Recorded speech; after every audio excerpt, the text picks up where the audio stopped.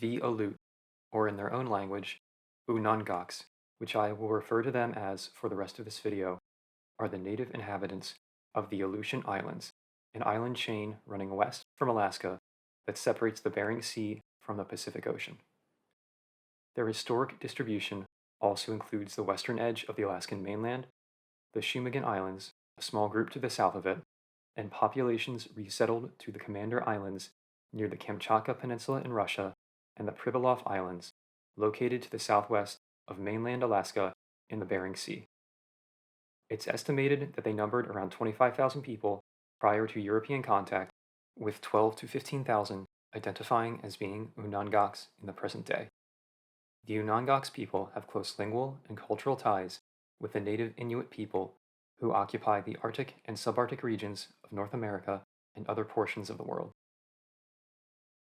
The earliest known occupation of the Aleutian Islands occurred around 9,000 years ago. The first contact between European explorers and Unangax came in 1741 during a Russian expedition led by Vitus Bering. Russian hunters soon followed, seeking furs. Other explorers continued to search further east along the Aleutian Island chain during the mid-1700s and came into contact with the native people there. Contact with the Russians had substantial negative effects upon the Unangax people. By 1800, the Unangax population had been reduced to 2,500 due to violent conflicts with the Russians, forced labor, and disease. The Unangax population began to shift away from subsistence existence during this time, as some men were forced to work for Russian fur companies. In all, the Unangax essentially became second-class citizens under Russian occupation. Additionally, the Russian Orthodox religion quickly spread throughout the region as it was introduced to the Unangax and they were baptized into it. Alaska was sold from Russia to the United States in 1867. The Aleutian Islands continued to be a hub for whaling and maritime trading and commerce, including that due to the Nome Gold Rush of approximately 1899 to 1909, which passed through the region. The fishing and whaling industries also provided job opportunities in the eastern Aleutians during the late 1800s and early 1900s, while fox trapping was commonplace in the western portion of the island chain during the 1920s and 1930s. In June 1942, Japanese forces invaded the Aleutian Islands, taking some Unangax to mainland Japan as prisoners of war. The U.S. military responded by moving 800 Unangax to internment camps in southeastern Alaska, where poor conditions, like the lack of a sewage system and sanitary water source, and communicable diseases were rampant. Approximately 82 Unangax died in American camps, while 22 passed in Japanese confinement. The Unangax under American internment returned to their homes in the spring of 1945 to find widespread property destruction and vandalism. The Aleut Restitution Act of 1988 included financial reparations for their internment by American forces, with a formal apology coming from the U.S. government in 2017.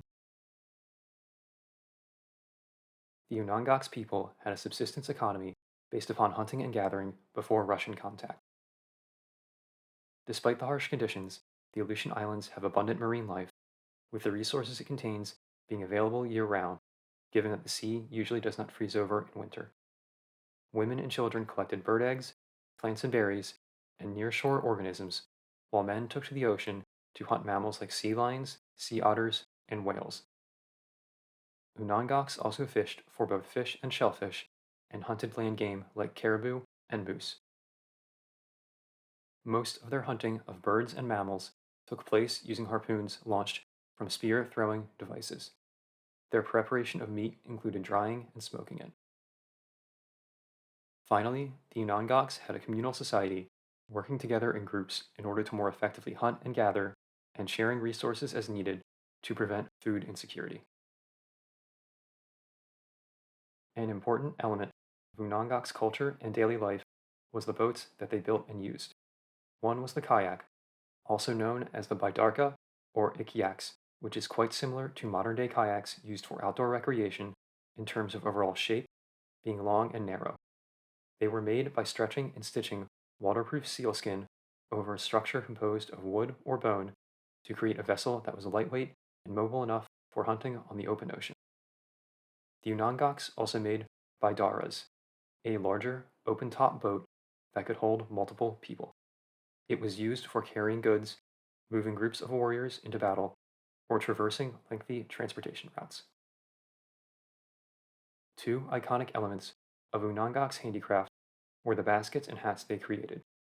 The baskets were woven using grasses, while the hats were shaped from driftwood and decorated with paint and animal products like feathers and ivory. They were used for sun protection and group morale while hunting. Unangax were knee-length parkas made of seal, sea otter, or bird skins to protect from the elements.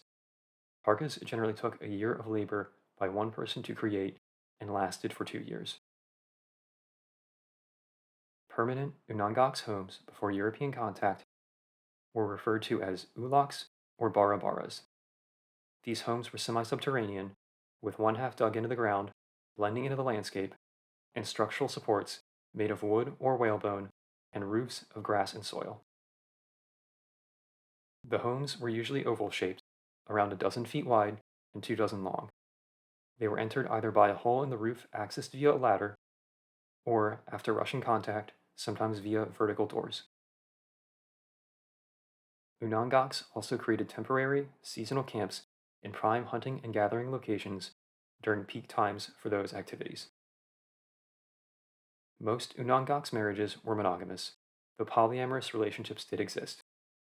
Unangax society was matriarchal, meaning that the children of a family were associated with the extended relatives on their mother's side. Along these lines, a woman owned the home in Unangax society, which was occupied not only by her own nuclear family, but also her brothers and their families. Girls were nurtured by their mothers, while boys were raised by their maternal uncles, who took on a disciplinary role meant to teach them how to hunt and become men, with the boys' fathers providing more of an emotionally supportive relationship.